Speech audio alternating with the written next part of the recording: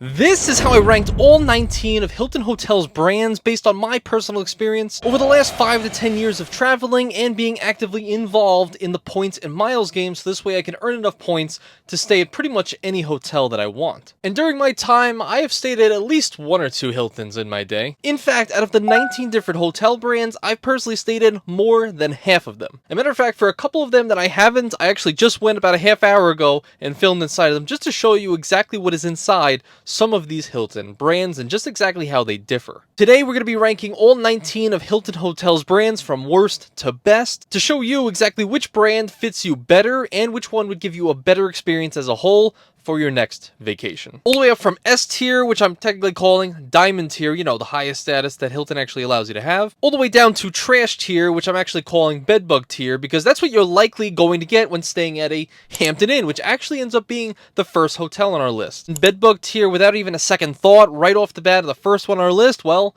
the first Hilton I ever stayed in was a Hampton Inn. It was about 15 years ago, and I'm pretty sure that it was the main reason why we got a bedbug problem in the first place, right after we stayed at that hotel. Funny how that happens. And not only that, but the Hampton Inns, while plentiful and easy to find everywhere, I found that they are very, very bland, and they're kind of an overpriced Hilton Garden Inn. So while they are plentiful and easy to find everywhere, and usually fairly consistent, the consistency of being overpriced and much more bland for other hotels of the same price range, I gotta put it trash tier, bedbug tier. And I don't know if they gave me the bedbugs, but that was a bad year, and we stayed there at that time. I don't know. Trash. And of course, speaking of the Hilton Garden Inn, that's actually next up on our list, and the Garden Inn is one of those that actually gets a bad rap. It usually is kind of touted as the lowest level Hilton brand you could possibly get, but I would say for the price and what you get is actually a much better experience than most hotels that you will stay in, no matter what brand it is. And sure, they look a little bit bland, a little bit less unique, and they kind of look cookie cutter, but typically Hilton Garden Inns are kind of like their staple brand. It's one that you can kind of find pretty much everywhere. It's always consistent. You always get the same exact experience every time you go to a Hilton Garden Inn. One thing I really love about Hilton Garden Inns is not only is it going to be a consistent experience, interstate travel. So if you're going to be doing an extra long road trip and you have to stop multiple times away every 6 hours, every 8 hours, Hilton Garden Inn is most likely going to be there. It's always the same people working there. Somehow the employees are the exact same ones you saw between different states. Like, how do they travel that far? You're not going to have to worry about bed bugs. It's usually clean, and the service is actually usually very, very good. So for all that, I gotta say, I'm gonna go up on the list. I gotta go C tier. I'm going C tier with this one, but let's keep going. Next up on the list is actually one of my favorites. It's actually the True brand by Hilton Hotels. The True Hotel brand is actually fairly new. It launched in 2016. It has now 222 properties. It quickly rose in popularity, I think, with the Gen Z and the millennial crowd, mainly because it's very fun, it's very exciting, and also budget friendly. Every time you go to a True, you know it's going to be a very clean experience. You know, you're going to see the yellow and the blue colors, very, very colorful on the outside and on the inside. It almost looks like a McDonald's playhouse, but typically they're a little bit more fun. So every time you go inside, there's going to be like a pool table or an area just like a game area. There's also like these little mini workstations that have like their own personal charging places so you can work. And they almost always have an outside area with a fire pit. So it's really like a social kind of hotel experience. And we've stayed in a lot of Trues, but my favorite one was right basically just a couple steps away from the heart of downtown Nashville, right off of Broadway Street. The only downside with True Hotels is a lot of people don't know this, but when you book a normal Hilton brand, like any other brand outside of True and Home2, you're actually going to be earning 10 base points per dollar spent. I'm not talking about on the cards. I'm talking about just by being a Hilton member and booking a stay there, you're going to be getting 10 base points per dollar spent. For a True and a Home2, that's not the case. For these two brands only, you're going to be getting half that at 5 points per dollar spent. So I don't like that they take a haircut for booking one of their awesome brands, so that kind of knocks it down a little bit. But even despite that, just with all my good experiences with True over the years and just how much I think they are fun and going to keep rising in popularity, I'm going to go with A tier. I'm going to go pretty high up on here. Maybe you guys disagree, but we're going to be going A tier on this one, baby. Next up is Curio, which is also I kind of have a love-hate relationship with the Curio brand because I've had not only the best experience in my entire life at a Hilton Hotel with a Curio, but also the worst experience of my entire life. So the best experience was the Mills House in Charleston. You guys know I did a bunch of videos on that hotel, and the worst one was the one in Lexington, Kentucky. That was the worst experience. I even got sick there.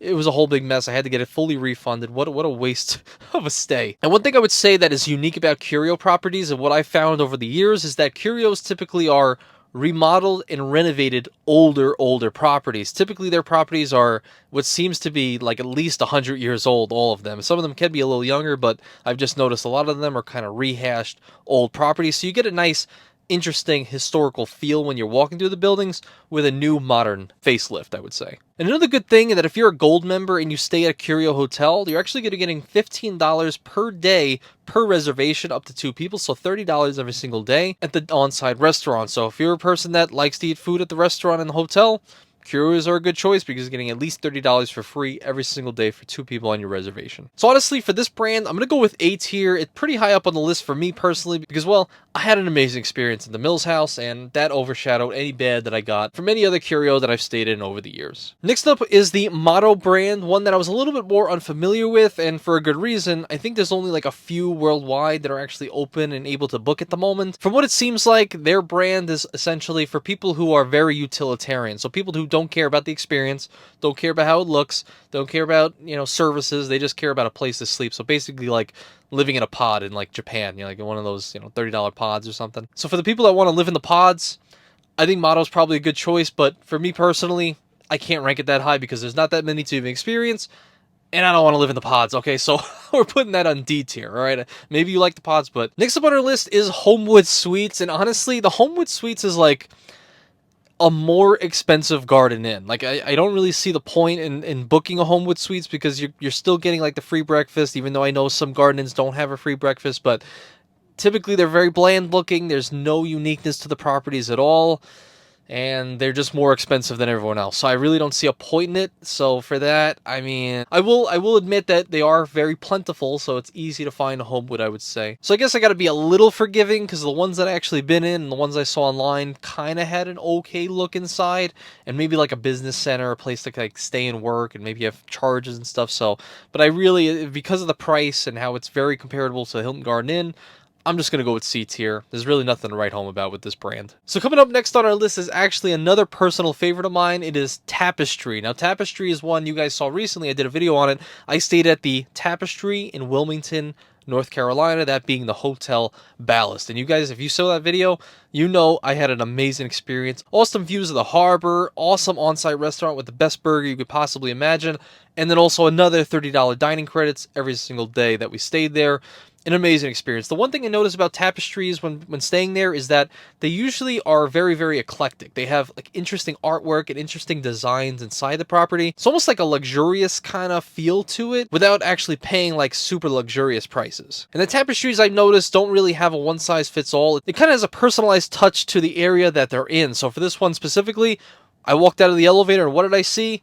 A picture of my channel, the most dangerous hotel in the world, the one I'm going to stay in if we hit 10,000 subscribers. Wink, wink, subscribe, it's free. But I saw that there and I was like, oh my god, the Frying Pan Hotel, the most dangerous hotel, is like 30 miles from where we're staying right now. Like, wow, that's pretty cool. So honestly, Tapestry, I'm going S tier for the experience, the personalized touch, the fact that it had the most dangerous hotel paintings on there, and just the free food and the best burger I could ever ask for and the best views I could ever ask for.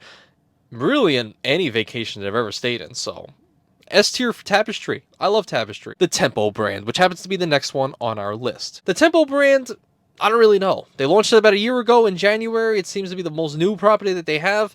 So unbeknownst to me, Hilton did not even let me know that they opened an actual Tempo brand. I was under the impression there were none actually available right now, but it looks like they have the one in New York City, right in the heart of Times Square. So originally when I thought there were no locations and no data on this hotel, I originally put a trash tier, but actually looking at some of the pictures right here, it looks pretty nice. It pretty much looks like a high-rise apartment in the heart of New York City. So I don't know, for the one location and just the lack there of information, but just judging from some really nice pictures, let's just go B tier instead of trash tier because, well, we got to fill up that category somehow. Next up on our list is one that I was really, really interested in after learning about pretty much recently, and one that I want to book very, very soon. So if you guys have stayed at this property, please let me know in the comments below and which one of these properties should be on my radar. So the next brand is LXR. So the LXR, from what I've seen just reading and looking online, is like this is the luxury and modern brand. Like this is the brand that I think really will put Hilton on the map for the ultra wealthy, for the people that are trying to have a really outside and personalized experience to their travels. So it seems like they're very small now, and which makes sense for how high end they are, but it seems like there's only 9 properties worldwide so far. But it seems to me that they want to have a real inclusive, personalized, almost resort style properties, spa services, a bunch of other amenities that are on site. Basically, they want to make sure you're staying at this hotel and you never have to leave. You just stay there and that's it. So honestly, I don't have personal experience with this one. Maybe you guys do, but for what I'm reading, I think I go S tier. What do you guys think? Do you disagree? Lower? Higher? Should it be lower? I don't know. Can it go higher? The next one up on our list is Hilton Grand Vacations. Now, I'm really excited to talk about this one because I get it, all right? They have a really bad rap for, timeshare presentations and trying to get you to sell you on these scam timeshares, right? But I don't know. I had a really good experience at one just 2 months ago when I was staying in Vegas, okay? They gave me an awesome deal. They said, hey, you can stay 4 nights at our Grand Vacation property for just $150 cash out of pocket. You stay for a 90-minute timeshare presentation where we try to sell you some stuff. It will give you 100,000 Hilton Honors points. So honestly, they paid me like $400 or $500 just to stay there, which, I mean, that's unbeatable. But not only that, but the property itself was pretty luxurious. I mean, it had an outside kind of resort-style pool. It also had an inside, kind of like a mini grocery store underneath where it had free bottles of water, as many as you want to take, and food and microwavable stuff, everything that you could possibly want down in that little section. It really was just a good experience with me and my friend Cal BNG. We just both did the timeshare together, and it was a pretty good experience, I would say. But not only that, but they also have a lot of other resort-style properties via the timeshare. Like if you go to Orlando, the Vegas one, a few other ones, you could also stay here and have a great experience. So despite all the rumors and the bad takes on it, I had a good experience. I'm going to go with A tier. I'm going to go with A tier for now until I experience maybe the other ones and timeshare guy tries to knock me out or something. Like, I don't know. But I'm going to go with A tier for now. So next up on our list is Signia. Now, this is one that is fairly interesting because, well, one downside, which is the biggest downside, is there's only 2 available in the entire world. It seems to be a fairly new brand. But I like their message. And the message seems to be that they really want their guests to engage in all the fitness classes that they actually have at the hotel, the gym. So I got to go, unfortunately, C tier with this one, only because there's not enough to test, right? There's only 2 of them worldwide. It's very hard to get to one. But I really enjoy their message, and I think that message will be pushed forward in the future. And this probably could be a very, very popular brand among some of the wealthy elites who do travel to some of these destinations. So if they grow more, I'll put it higher up on the list. But for the message, but for the scarcity of them, I'm just going to go C tier for now. Okay, so moving along, we're going to have up next Embassy Suites. Now this is one that I'm familiar with, but not super familiar with. So what I did was I actually drove to my local Embassy Suites and I actually filmed the inside and I was thoroughly impressed. I mean, it really gave kind of an upscale feel to it. You can kind of see the inside area where it has like a running water, like kind of like a business center, a hangout area, but then, you're inside of a tall building with hotel rooms on all 4 sides. And they also had an on-site restaurant, which is something I always like to see. I always like to use the on-site restaurant anytime I'm staying at any Hilton brand, if they have them. And I would say that they are a little bit more expensive, but for the experience you get, I think it makes sense. And I was talking to Calby about this, and he said they're kind of on the same level as like a Hyatt Regency, which is a little bit higher end Hyatt property. And then also over the years, I've noticed that Embassy Suites also had a pretty good cent per point valuation. So if you got a lot of points to use, usually you're going to get a pretty good redemption at an Embassy Suites. So for all those things, I think I'm going to go B tier. I'm going to go B tier with this one. What do you guys think? Oh, next up on our list is one that I kind of have an issue with. Spark. The Spark brand. I think it's their newest brand. It was launched in January last year. So far, there are no locations. And I'm just like, why? Why do we need this? Okay, they're pretty much branding it as an extended stay, almost all-inclusive, like an apartment. It's kind of like the competitor to Airbnb, much lower price point, maybe like $80, $90 a night. But that's originally what the Home2 brand was supposed to be anyway. And not only that, but they're not even going to be building new Spark hotels. They're just going to be converting older Hilton hotels, so who knows which brand they're even going to take to convert. And I'm just like, why do we need another brand for this? I mean, just like overdo the Home2 brand and then you're golden. So for this one, Spark, I'm putting it right in the trash can. Bedbugs here, we don't care.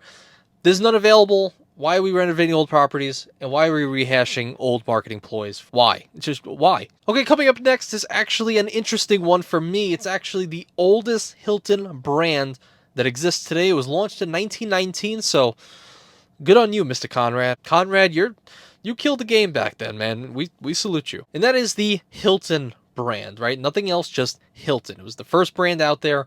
And one thing I could say about this property is you can't judge a book by its cover. That's what I would say about this property, because the ones that I've seen and have actually been inside, the outside usually is nothing. It's totally unbecoming. It's actually repulsive.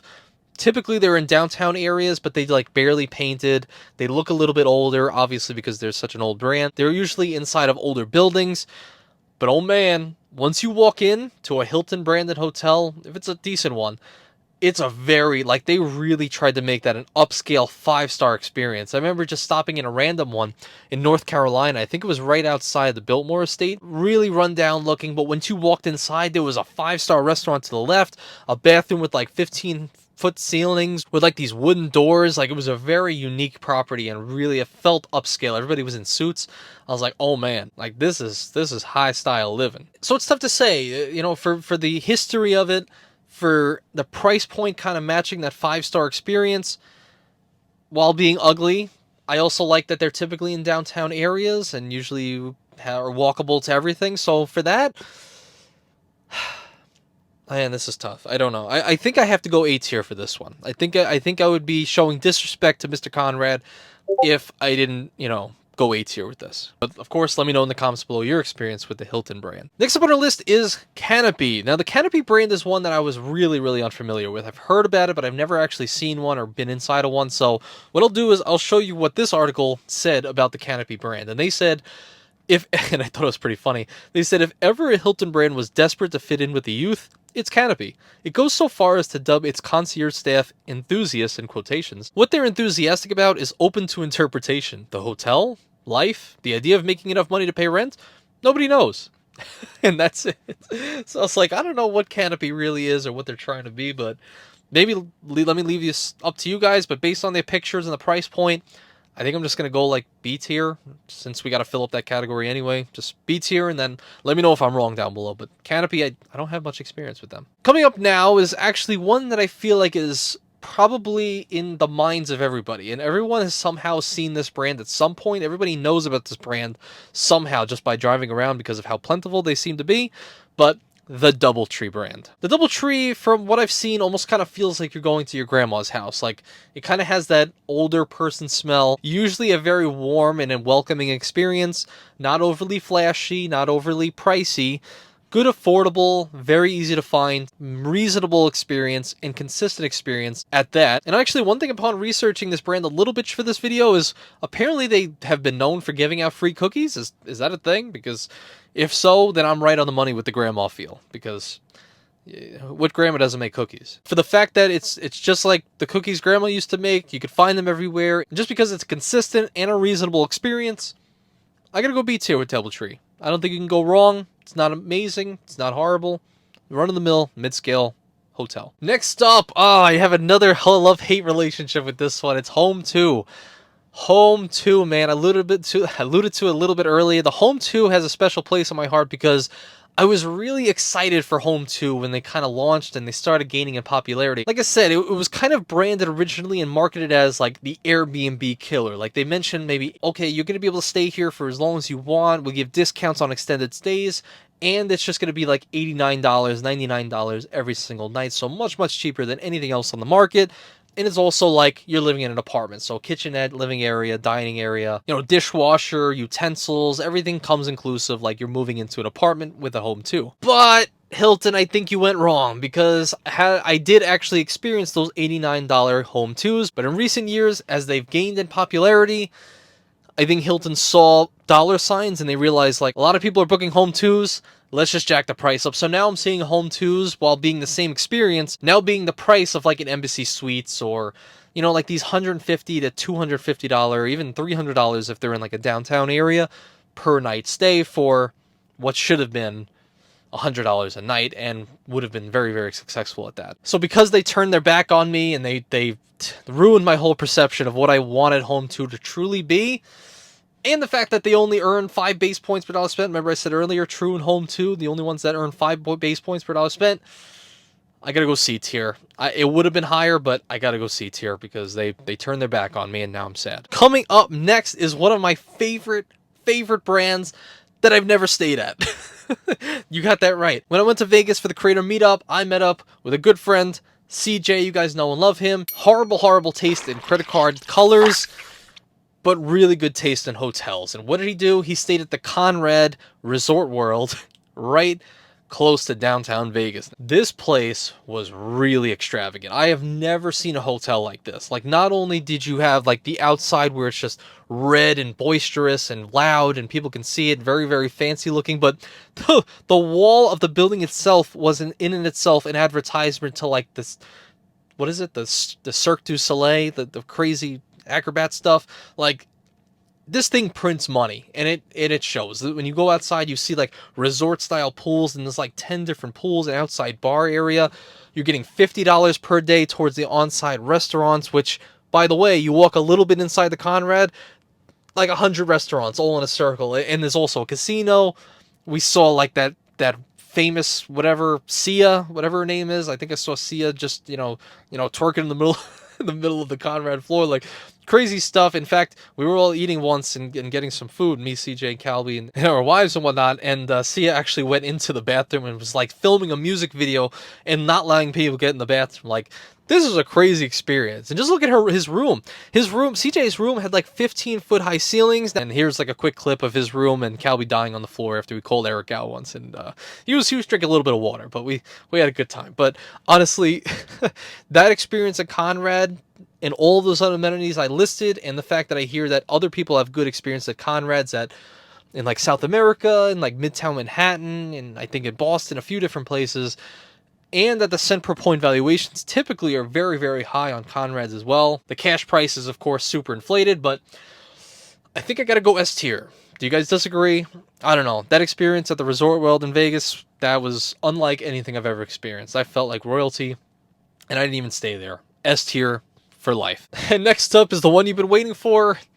That's right, the Waldorf Astoria. I'm gonna go S tier. I'm not even gonna fight it. Do I have to say more? If I say anything less than S tier, you guys in the comments are going to actually destroy me. You're probably going to cancel me off YouTube if I say it's any less than S tier. All right, I get it. I think the Conrad was better than the Waldorf Astoria in Vegas.